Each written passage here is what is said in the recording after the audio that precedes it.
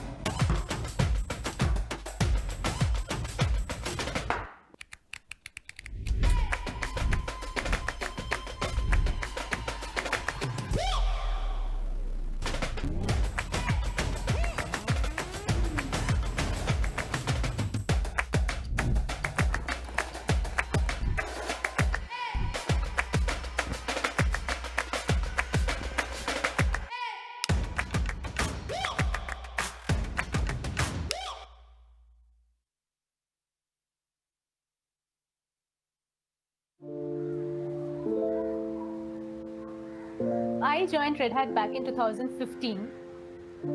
You know, sometimes when you meet a group of people and you suddenly feel like, oh, they're exactly my kind of crazy. It just felt like, yes, this is what I really want to do. And these are the kind of people I really want to work with. I'm someone who always looked forward to more challenging things to do. I need to really be excited about coming to work every morning. And somehow Red Hat has always been able to meet up that challenge. I am an associate manager with the support delivery team. All we do is solve customer problems. It's scary, it's exciting. I have been able to jump out of bed, be excited about logging in, and at the end of the day, being able to feel some form of an achievement before I log out. We have freedom to work on different things here. It's okay if someone doesn't know everything. The important part is how passionate are you about learning.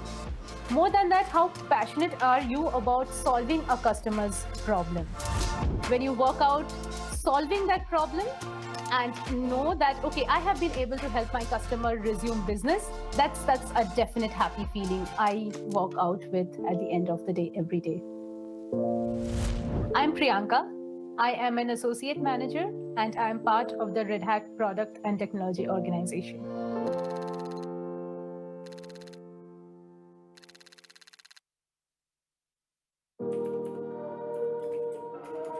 I've been at Red Hat since December 5th, 2011. I remember that clearly because it marked a pivotal moment in my career.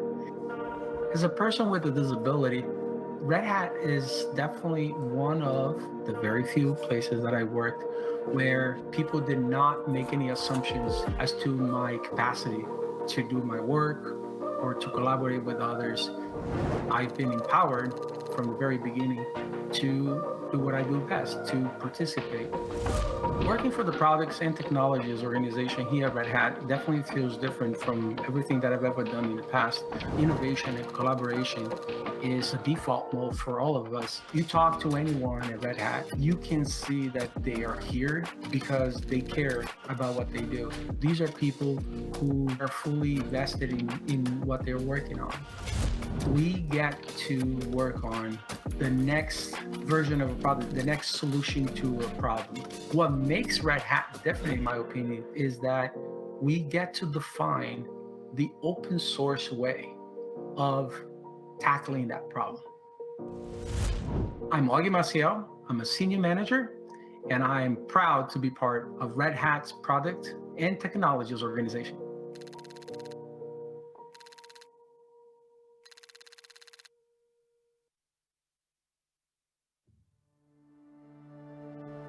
My name is Kapil Shukla. I work as a principal architect in Singapore. Hi, I'm Sarabjit. Amita Roy, Director Solution Architecture, India. My name is Suphanni, a Solution Architect Manager from Red Hat Thailand. Every once in a while, a technology comes that changes the IT landscape by leaps and bounds. We witnessed such a technology in the last few years. The technology has changed the way the applications were being developed, they were packaged, and getting deployed on a hybrid cloud. Yes, I'm talking about the container platforms. And Red Hat is the leader in this technology with more than 2,700 enterprise customers worldwide. It's Red Hat's unrelenting focus on open source. The commitment that we have to open source that extends beyond technology. It allows us to share, collaborate, and have productive debates towards achieving our goals. And it helps world embrace open source in its true sense.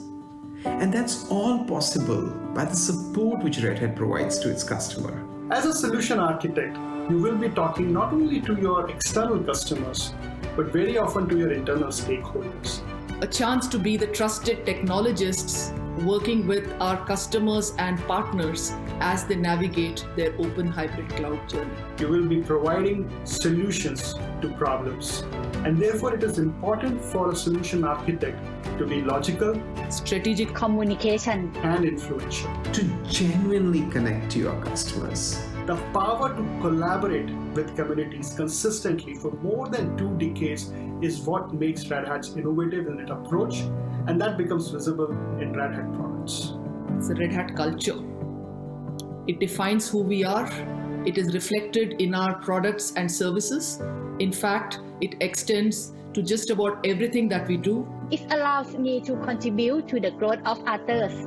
If open source excites you, you're passionate about hybrid cloud technologies, and above all, you want to work with an organization which puts a lot of pride in culture. Join Red Hat and be part of this exciting and transformational journey.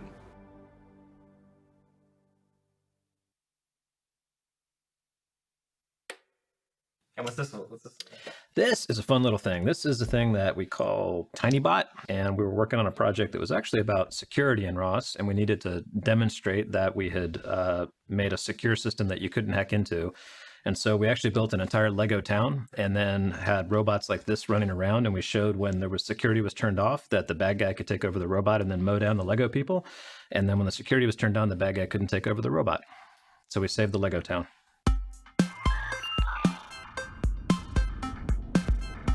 There's technology, there's the software, and then there's the people. Little Garage was this really kind of strange place, just strange enough to be able to bring the community together. It was to make robotics better as fast as possible. The results we got were because it was open source, it was a really good idea, it was the right value proposition for those grad students, and they told their friends, and it just spread through the entire robotics community. So next thing you knew, we had a huge project that half the world was using to do robotics.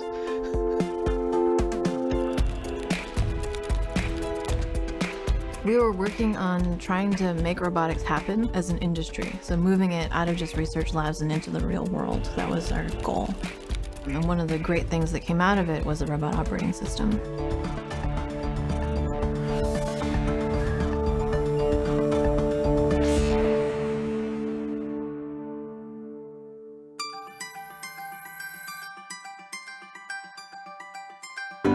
So this started for me when I was starting my PhD program with my partner in crime in this, Eric Berger.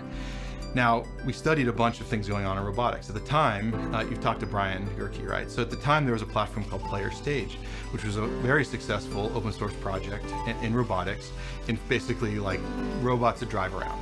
So we talked to everybody using that. We're like, why isn't this used in more advanced robotics? And that's when we got this message of like, look, nobody's even close to standardizing how this system should work. So for a long time in robotics, it had been the case that you would get your hands on a robot, and then you would write a whole bunch of what we would call infrastructure, software to go with it.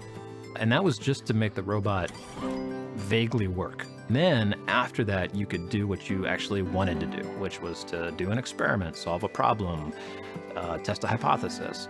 And the goal with ROS was to make it so that we took care of all that.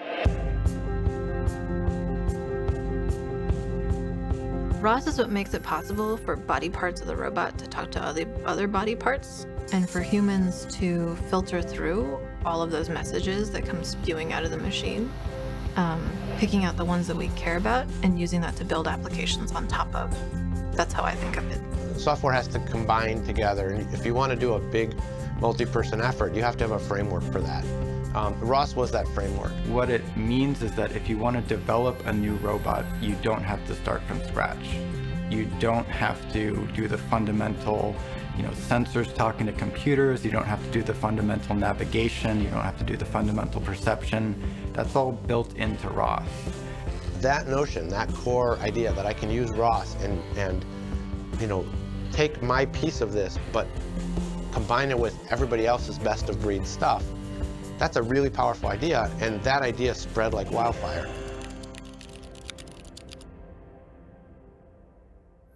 They really start to cement this idea in a strong way that you can have platforms that are beyond just a standalone ARM or a standalone mobile base. You can have a very complex standard platform that has all of this capability.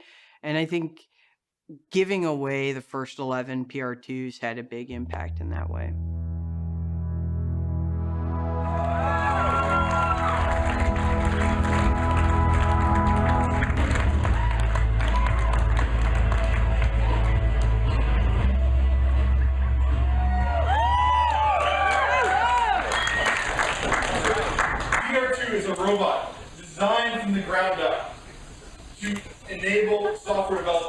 focused on new ideas and new technologies.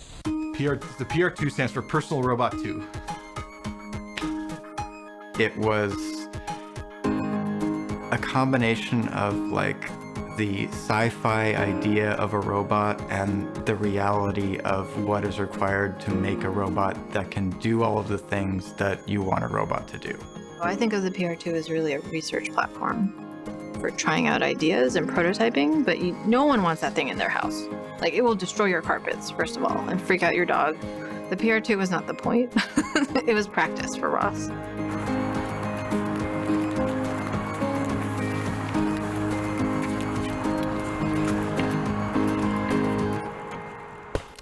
This week, doing the normal things, working out a few new processes with the ROS 2 Technical Steering Committee.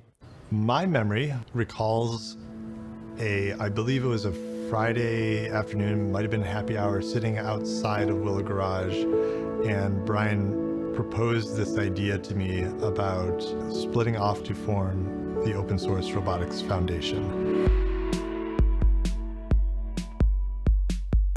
And that's really the point where we took responsibility for ROS. They took up the gauntlet, right? They kept the ROSCON conferences going. They've kept the community growing.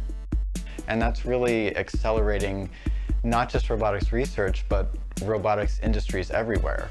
One of the robots behind me, we created in 5 months from scratch, like hardware, software, everything. It was running and it was riding on elevators, right? How do you do that fast? The answer is ROS, right? There's no way we could have done it without that.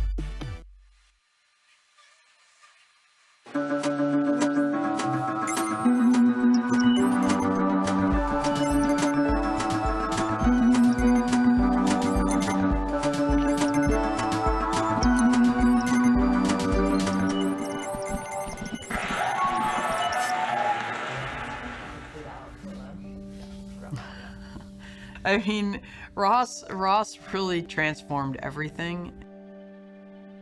It was changing a culture that was very insulated to a culture of how do we make things reproducible. The community would not be at the size it is, and people would not be having the commercial impact they're having, certainly if we had gone a different way with how we licensed it. And then without that one common platform that everybody's building on and contributing to and enabling people to build on each other, without that common platform that brings the community together, robotics would definitely not be where it is today.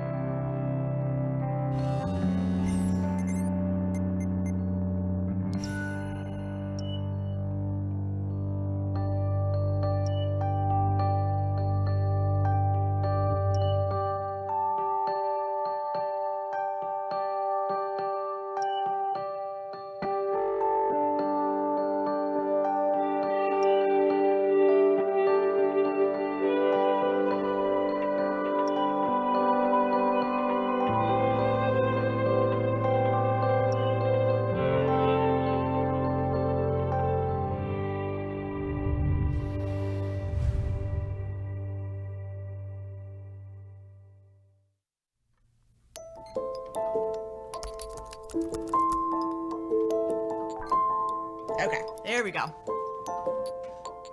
Is it recording?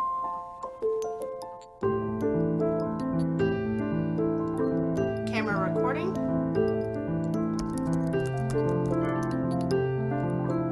And I think it's rolling on both.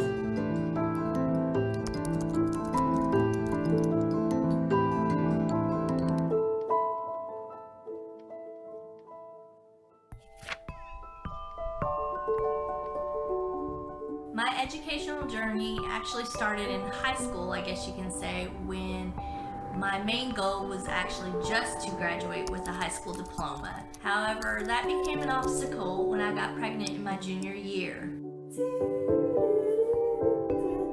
From there, that ended up taking 27 years to this point where I'm at. So here's my high school that I attended when I was younger.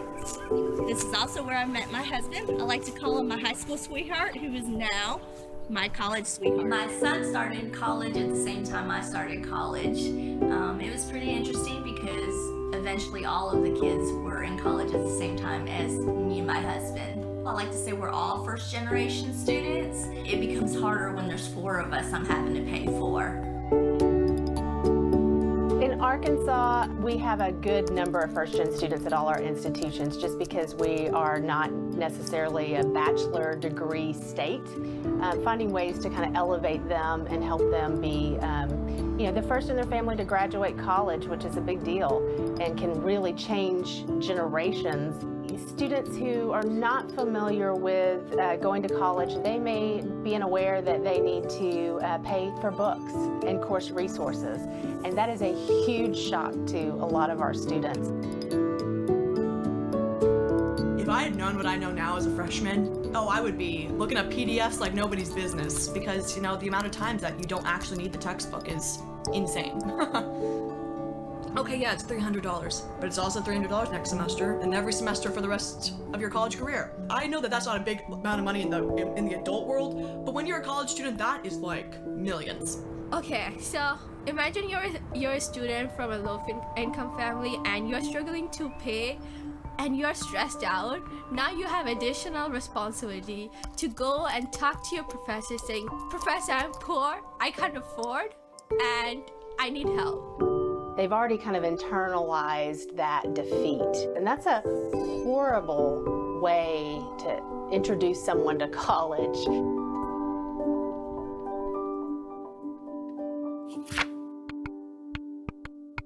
So it's the late 1990s, and I'm teaching an electrical engineering course at Rice, and I'm looking out over my students, and I see the super engaged students right at the front.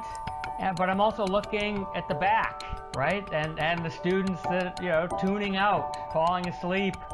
I needed some way of having a much more flexible course. And that just was impossible with a paper textbook. Because a paper textbook was it's like off the rack learning. In my research group, we were switching from proprietary software to open source, in particular to Linux. And we became fascinated by how great it was, how high quality it was, and how it was free. And then it was just a light bulb moment, right? That wait, why can't we do this for textbooks, for courses, for just learning in general? OpenStax is a nonprofit educational publisher. We're based at Rice University, and our mission is to improve educational access and learning for everyone. When students are deeply engaged with the material in the course, they're more likely to learn. And so what we're doing is infusing our digital versions of our text with multimedia features, simulations, videos, and also machine learning analytics, so that students don't just read about ideas on the page, but instead can interact with them and receive continual feedback on their learning progress. The nice thing about open educational resources is they really put the access front and center, and that drives the whole concept. It kind of levels the playing field. You got it? Yeah. If a professor can and are willing to develop their course around either a free textbooks or even just free resources any way that they can, you're essentially giving that student in your class, every student in your class, a scholarship. By enlisting the help of a village, authors, peer reviewers, and then supporting folks to develop all the things that you need for a high quality textbook, we found that we could develop really, really fantastic materials and get them into student hands, relatively quickly. And the main issue ever since we launched OpenStax in 2012 has really been getting the word out. I reached out and talked to their news director, who got us in touch with whoever is in charge of scheduling interviews, which is awesome. They seemed really excited about covering our campaign, which is awesome. I'm really excited about that. I became aware of OER when I joined the textbooks campaign, because a lot of people just don't really understand what OER is and how much that could benefit them. So that's like one of our goals, to raise more awareness. We do something like a faculty canvassing, and we go and knock on the professor's office and like, hey, if you have a free time, we're happy to talk. We call them trailblazers at UConn, OER trailblazers. If a professor uses an OER, has created an OER, or has edited an OER, we think they're the best professor ever. And we try and focus on them and highlighting them so that students maybe will flock more to their classes and incentivize those other professors to be like, maybe I should be doing something along these lines too. Utopia though, all 1,000 and 2,000 level classes OER. We want students to not have to pay for those gen ed courses. If I could get those online for free, perfect.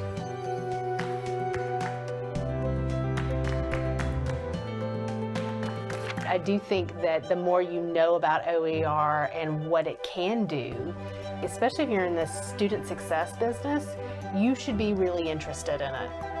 You should be really exploring it and figuring out how to make it work for you, because you're talking about students that need that initial win. They need that initial, you got this, you can do this, you're here, you got what you need. Now let's get you going and get you moving in the right direction. It's been pretty neat going to school because I've learned that I was very much more capable of doing more than what I had envisioned. It's amazing to think that all these people are coming together to try to help as best as they can the students. Their mission as an organization is what keeps me focused, keeps me interested, and keeps me wanting to learn more. The match between open source ideas and education is perfect, because education is a fundamental human right. Everyone should have access to knowledge and the ability to learn that knowledge. Moreover, education is fundamentally a community enterprise. Everyone has something to teach, and everyone has something to learn.